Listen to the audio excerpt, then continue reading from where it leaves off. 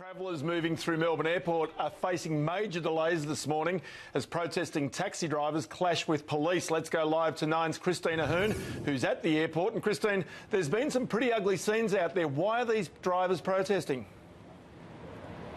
Yeah, Ross, quite heated scenes, and I can report that this situation is escalating.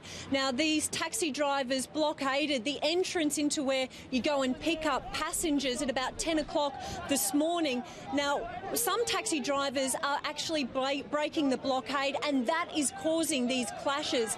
The protesters are yelling out dogs, hurling abuse at those blockade breakers, and they're also going onto the road to try and stop those taxi drivers from going into picking up the passengers. Now, that is forcing police to push and shove them off the road.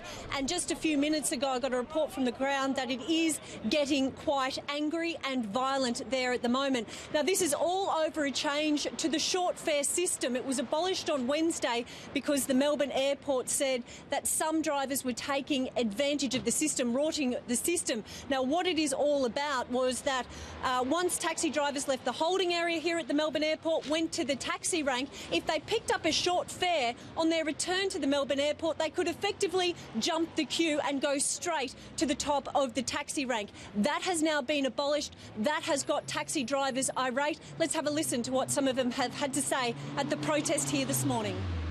A taxi driver is working for peanuts. For peanuts, that's enough. Enough. The management are not doing a good job. They're blaming us for the wrongs they do. Every time we put our questions that what is the safety, what are the rights of taxi drivers, and we do not get any answers.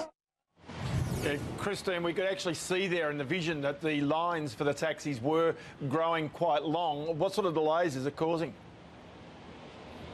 Well, Ross, it was quite weird. At 10 o'clock here this morning, there's usually just streams of taxis coming in to pick up those passengers from departures, but it was basically a ghost town just after 10 o'clock when that blockade formed and long queues quickly formed. There was a lot of confusion because, of course, some taxis were still coming through.